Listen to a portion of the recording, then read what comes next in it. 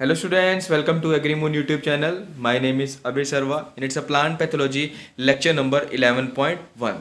In this lecture we talk about some chemical control of the plant disease. So students, आज के इस lecture के अंदर हम केमिकल मेथड्स के बारे में बात करेंगे, यानी कि कौन कौन से डिफरेंट केमिकल वेज है हमारे पास एक डिजीज़ को कंट्रोल करने के लिए। सो इस लेक्चर को स्टार्ट करने से पहले मैं आपको सभी को यही कहूँगा कि आप इस वीडियो को लाइक करना है और इस चैनल को सब्सक्राइब करना मत भूलना, और इस वीडियो को मैक्सिमम टू मैक्सिमम अपने फ्रेंड्स को जरूर शेयर करना है, ताकि आपके जितने भी फ्रेंड्स हैं जो प्लांट पैथो पढ़ते हैं उनको अच्छे से चीज़ें समझ आ पाए। सो इस लेक्चर के स्टार्ट करते हैं।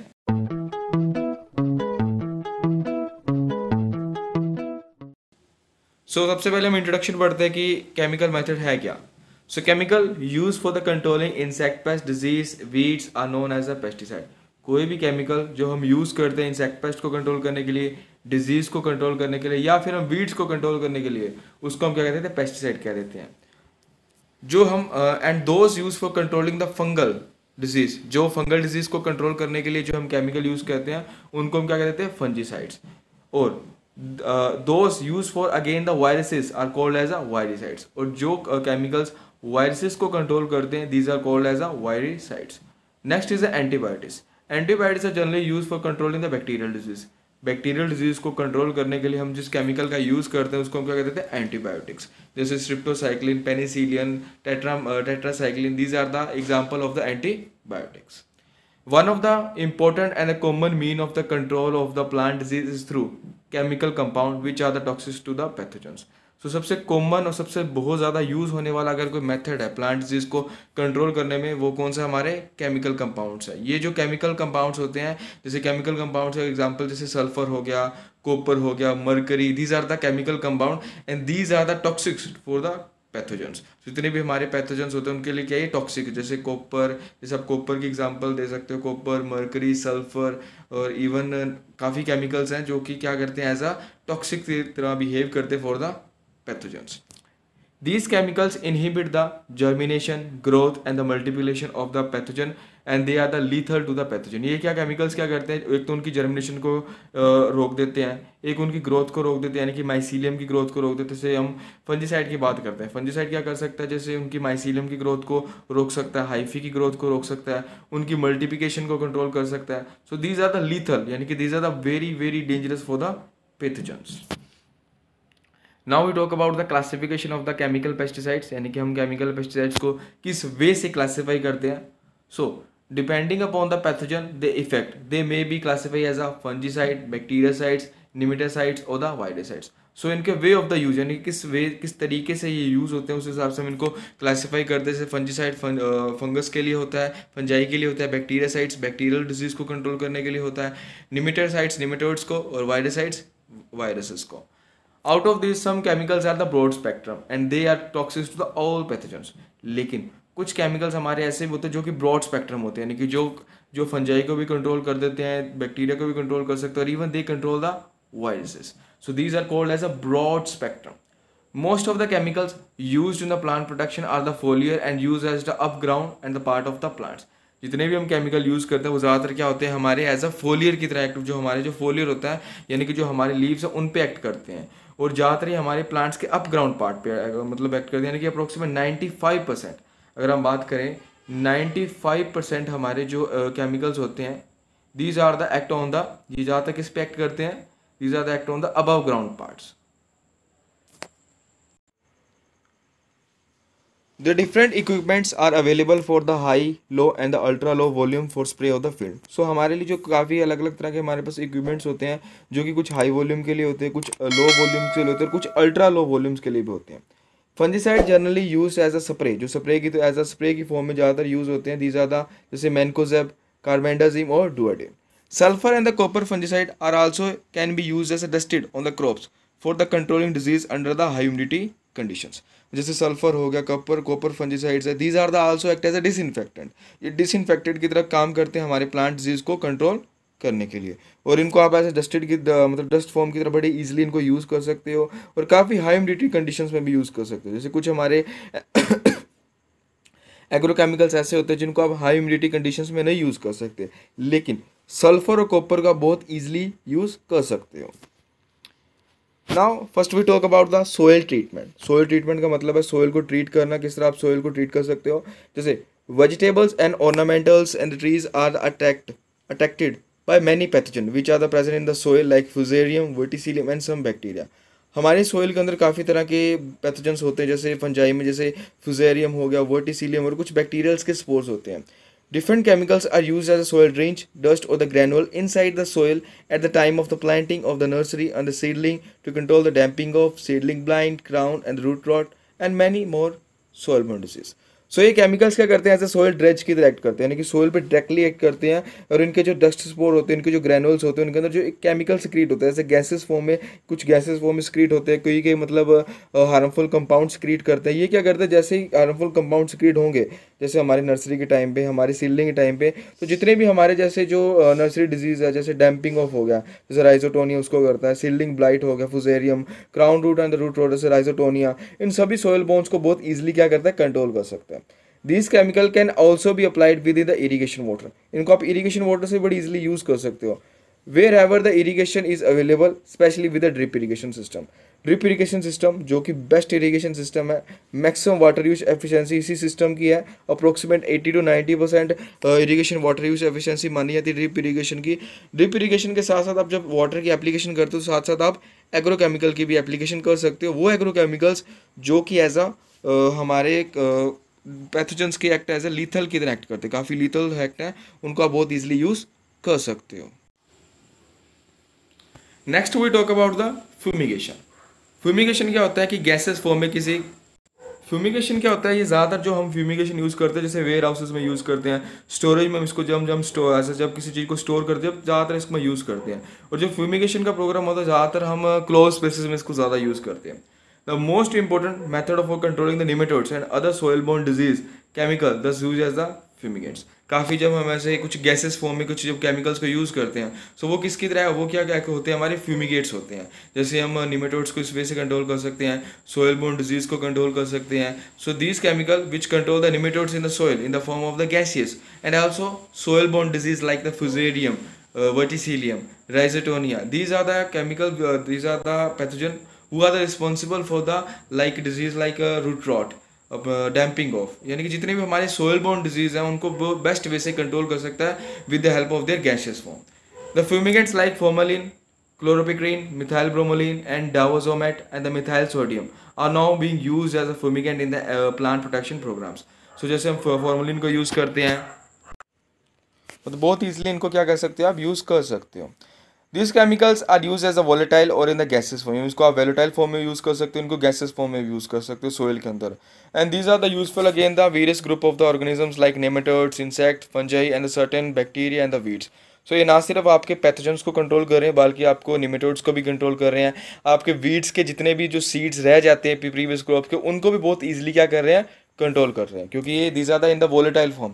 ये काफ़ी वोलेटाइल फॉर्म होते हैं, काफ़ी लीथल फॉर्म होते हैं, और इनकी जो गैसेस फॉर्म होती है बहुत ही हार्मफुल होती है for the weeds, for the weed seeds, for the fungi and also for the insect pest. काफ़ी जो इंसेक्ट्स के हमारे जो एग्स वगैरह रह जाते हैं, जो प्यूपा वगैरह रह जाते हैं, उनको भी काफ़ी हद तक कंट्रोल करने में बेस्ट है। यानी कि फ्यूमिगेशन से आप ना सिर्फ पैथोजेंस को कंट्रोल कर सकते हो, बल्कि आप वीड्स को कंट्रोल कर सकते हो, बल्कि आप इससे आप इवन आप आपके जो इंसेक्ट्स के जो एग्स हैं, प्यूपा हैं, उनको भी ईजिली आप कंट्रोल कर सकते हो। यानी कि जो इंसेक्ट्स आपके हाइबरनेशन फॉर्म में जा चुके हैं सोइल के अंदर, वो भी इससे इजीली कंट्रोल हो सकते हैं। Now we talk about the seed treatment. अभी हमने सोइल ट्रीटमेंट के बारे में बात की, फ्यूमिगेशन के बारे में बात की, अब हम बात करेंगे सीड ट्रीटमेंट के बारे में, यानी कि सीड को कैसे ट्रीट करें। जैसे हमारे कुछ डिजीज़ होते हैं, वो सीड बोर्न डिजीज़ होते हैं, जैसे लूज स्टमक डिजीज़ है, this it is a internal seed borne disease. जैसे हमारे अगर आप ईगॉट की बात करो, आप और भी काफ़ी डिजीज़ है, जैसे जो हमारी these are the external disease के अंदर आ जाती हैं। So seed tubers, bulbs, roots are usually treated with the chemicals to prevent the pre and the post emergence damping of the young plant seedling।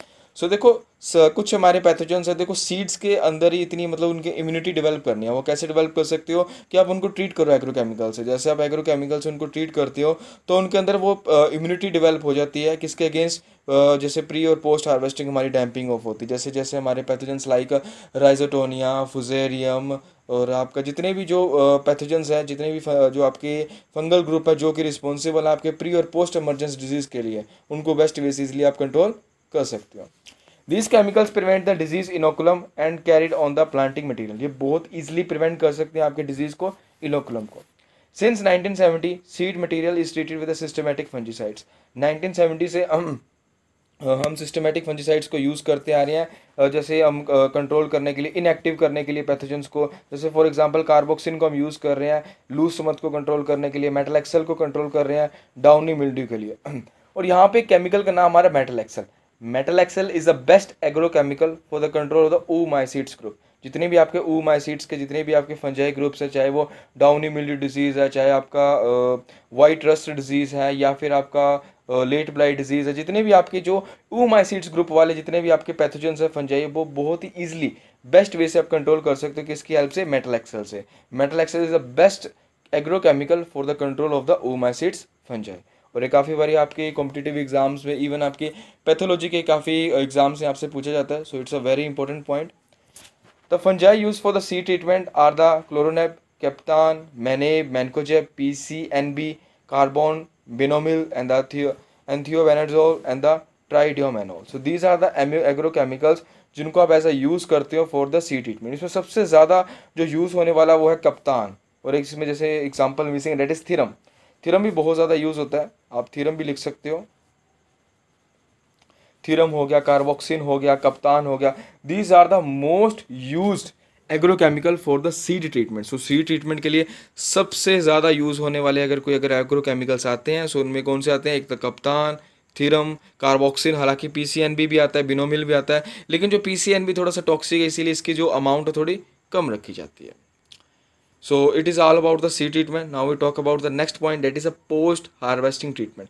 सो अभी तक हम जो कंट्रोल मेजर कर रहे थे वो कहीं ना कहीं हमारे फील्ड के अंदर कंट्रोल था, लेकिन फील्ड के हार्वेस्टिंग के बाद हमें काफ़ी जैसे लॉसेस देखने को मिलती है, जैसे हम प्री हार्वेस्टिंग लॉसेस देखने को मिलते हैं. और ये प्री हार्वेस्टिंग लॉसेस के पीछे अगर कोई चीज़ सबसे ज़्यादा रिस्पॉन्सिबल है वो हमारे हार्मफुल माइक्रोब्स. अप्रोक्सीमेट 60 to 70% हमारा जो पोस्ट हार्वेस्टिंग में जो हमें लॉसेस होते हैं उसके पीछे अगर कोई रिस्पॉन्सिबल है, सो उसके पीछे रिस्पॉन्सिबल कौन होते हैं, हमारे हार्मफुल माइक्रोब्स. जैसे फंजाई हो गया, बैक्टीरिया हो गया. अक्सर फंजाई और बैक्टीरिया उस मतलब कंडीशन बहुत ईजिली सर्वाइव करते हैं. सो उसको कंट्रोल करना बहुत ही एक इंपॉर्टेंट पॉइंट है. सो पोस्ट हार्वेस्टिंग ट्रीटमेंट के अंदर there are the number of the fungicides involve the control of the post harvesting disease. काफ़ी फंजीसाइड्स अब तक आ चुके हैं जो कि पोस्ट हार्वेस्टिंग डिजीज को कंट्रोल करते हैं. Most of them use in the dilute solution. ज़्यादातर ये डिल्यूट सोल्यूशन में यूज़ करते हैं. उसमें क्या होता है कि आप फ्रूट्स और वेजिटेबल को डिप करते हो एक एग्रोकेमिकल के अंदर, यानी कि आपने एक एग्रोकेमिकल ले लिया, उसके अंदर आप अपने फूड को क्या करोगे, डिप करोगे. जैसे डिप करोगे तो जो एग्रोकेमिकल है उसके अंदर, उस मतलब सोल्यूशन के अंदर, वो उस फूड के आसपास जम जाएगा, और जैसे कोई मान लो पैथोजन उस पर इम्पैक्ट करता है, साथ के साथ वो किल हो जाए, क्योंकि उसके ऊपर क्या है, एक लेयर बनी होगी एक एग्रोकेमिकल की. So solution used for the washing of the fruits and vegetables immediate लाई आफ्टर द हार्वेस्टिंग. सो ये ज़्यादातर आपके हार्वेस्टिंग के बिल्कुल साथ के साथ आप इसको अब यूज़ करते हो. Among the compound use for the commercial control of the post harvesting disease, कौन कौन से आप यूज़ करते हो, जैसे बोरक्स यूज़ करते हो, बाईफिनाइल यूज़ करते हो, सोडियम ओफिनाइल फेनेट, बहुत सबसे ज़्यादा यूज़ होने वाले होते हैं. लेकिन अगर आप फंजीसाइड की एग्जाम्पल में बात करो, सबसे ज़्यादा यूज़ होने वाला कौन सा, बिनोमिल और थाइबेनोडाजोल.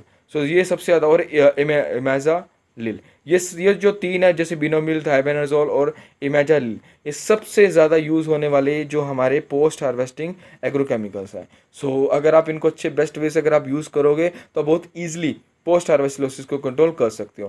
और ये सबसे ज़्यादा किस में यूज़ होते हैं, ये हमारे फ्रूट्स क्रॉप में यूज़ होते हैं, जैसे बनाना में यूज़ होते हैं, मैंगो में यूज़ होते हैं, लीची में यूज़ होते हैं, यानी जितने भी हमारे फ्रूट्स हैं उनमें बहुत ही ईजिली ये क्या होते हैं, ये यूज़ होते हैं.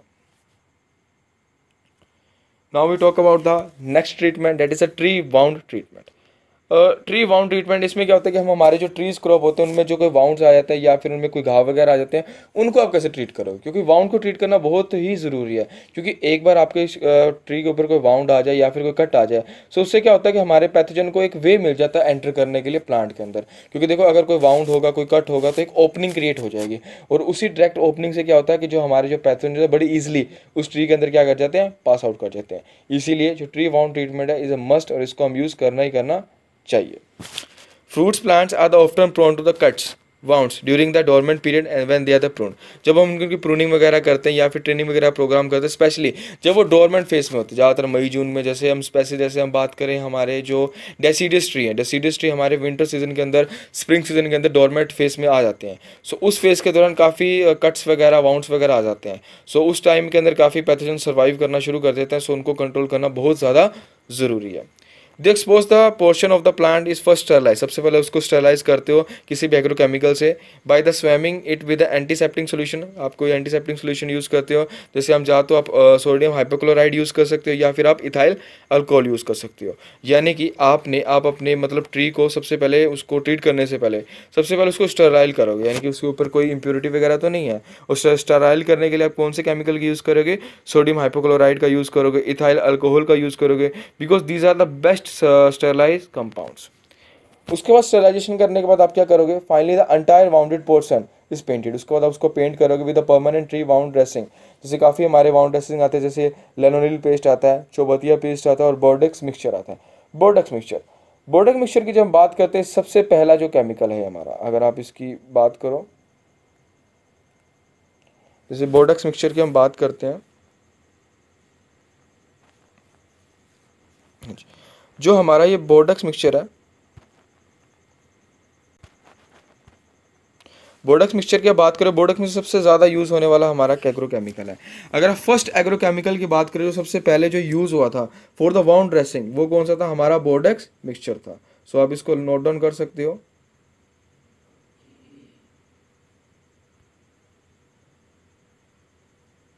बोर्डेक्स मिक्सचर, बोर्डेक्स मिक्सचर जो कि फर्स्ट एग्रोकेमिकल था, जो कि हमारे प्लांट पैथो की फील्ड में यूज़ हुआ था। और इसकी डिस्कवरी कब हुई थी? 1885 के अंदर हुई थी। कब हुई थी इसकी? 1885 के अंदर की थी। और किसने की थी? PMA। सो इसकी डिस्कवरी किसने की थी? PA मिलेडार्ट ने की थी। ये जो आप लिख सकते हो, इनका नाम लिख सकते हो, किसने की थी? PA मिलेडार्ट ने की थी। इन पर्सन ने हमारे बोर्डेक्स मिक्स की डिस्कवरी की थी। और बोर्डेक्स मिक्स की डिस्कवरी करने के बाद काफ़ी एग्रोकेमिकल्स हमारे फील्ड में यूज़ है और काफ़ी मतलब सक्सेस मिली प्लांट डिजीज़ को कंट्रोल करने के लिए by the way of the chemical. So आप कह सकते हो कि जो बोर्डेक्स मिक्सचर है, इट इज़ अ रेवोल्यूशनरी लेके आया था हमारे केमिकल कंट्रोल मेथड में। सो इसके बाद काफ़ी एग्रोकेमिकल यूज़ है उसके बाद सबसे पहले। और ये जो बोर्डेक्स मिक्सचर होता है, ये क्या होता है? हमारा कॉपर कंपाउंड। इट इज़ कौन सा कंपाउंड है? हमारा कॉपर कंपाउंड है। उसके बाद धीरे धीरे सल्फेट कंपाउंड का यूज़ होना शुरू हुआ। उसके बाद धीरे धीरे फिर मर्करीज का यूज़ हुआ। और आज काफ़ी हद तक हमारे जो नेक्स्ट फेज उसमें कौन सा आ चुका है? हमारे सिस्टमेटिक फंजाइसाइड्स का आ चुका है। So it is a different method. So last में हमने कौन सा किया था? Tree wound method. So next हम बात करेंगे disinfection of the warehouses. So ये हमारे कौन सा पॉइंट था? हमारा ट्री वाउंड ट्रीटमेंट के बारे में बात कर रहे थे। अब हम नेक्स्ट पॉइंट के बारे में बात करेंगे, that is a disinfection of the warehouses. Warehouse को आप कैसे डिसइंफेक्शन कर सकते हो? सो वेयर हाउस होते क्या? सबसे पहले वेयर हाउसेज को समझने की जरूरी है। सो वेयर हाउस आगे है हमारे एक स्टोरेज हाउसेज होते हैं, जो कि क्या काम करते हैं? फूड को स्टोर करने में हेल्प करते हैं। जैसे वेयर हाउसेज हो गए आपके, FCI के डिफरेंट आपके स्टोरेज गोडाउंस वगैरह होते हैं। सो इनका काम क्या होता है? फूड को स्टोर करना।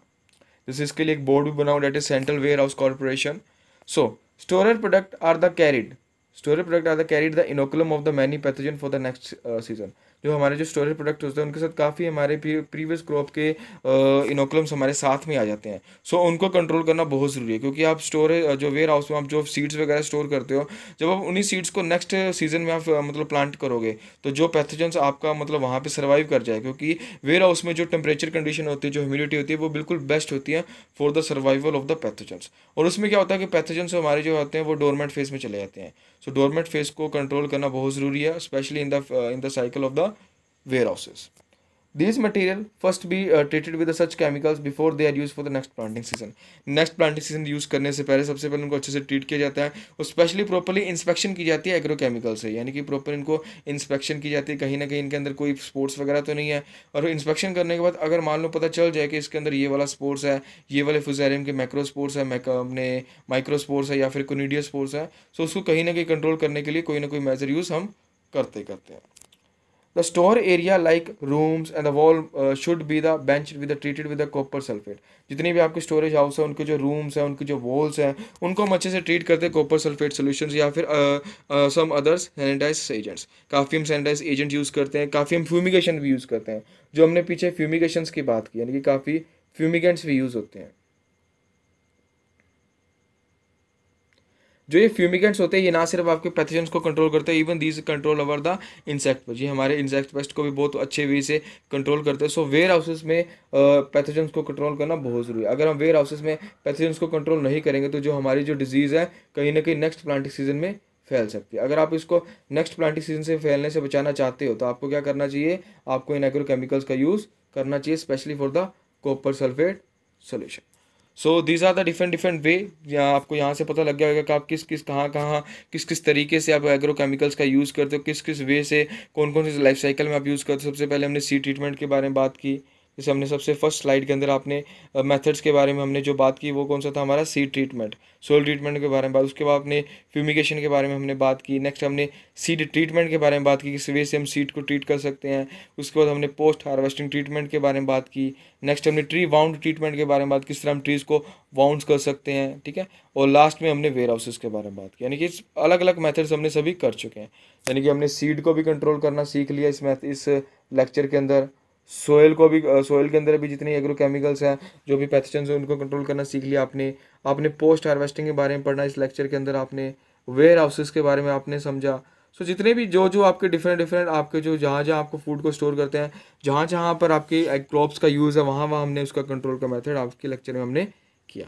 So thank you student for the watching this video. मिलते हैं नेक्स्ट लेक्चर के साथ। सो नेक्स्ट लेक्चर से मिलने से पहले आपके लिए बहुत ज़रूरी नोटिफिकेशन, अगर स्टूडेंट्स आप हमारे साथ हमारे टेलीग्राम ने चैनल में हमारे साथ जुड़ सकते हैं। आपको टेलीग्राम में जुड़ने के लिए आपको नीचे लिंक दिया हुआ टेलीग्राम चैनल का, नहीं तो आप टेलीग्राम पे जाकर एग्रीमून सर्च कीजिए। जैसे आप सर्च करेंगे वहाँ पे आपको जितने भी आपकी वीडियोस की जो पीडीएफ्स है, और अक्सर यहाँ पर हम एक क्विज़ कंडक्ट करते हैं रोज़ 8 से लेकर 10 क्वेश्चन क्विज़, जो आपके एग्रीकल्चर के कॉम्पिटिशन एग्जाम्स को देखते हुए 8 से लेकर 10 क्वेश्चंस को हम रोज़ क्विज़ की फॉर्म में यहाँ पर हम कंडक्ट करते हैं। सो स्टूडेंट्स आप भी अगर इस क्विज़ को अटेंड करना चाहते हो तो हमारी इस क्लासेस को, हमारे इस टेलीग्राम चैनल को जरूर ज्वाइन कीजिए, और इसमें आपको सभी वीडियोस को इजीली नोटिफिकेशन भी अच्छे से मिल जाता है।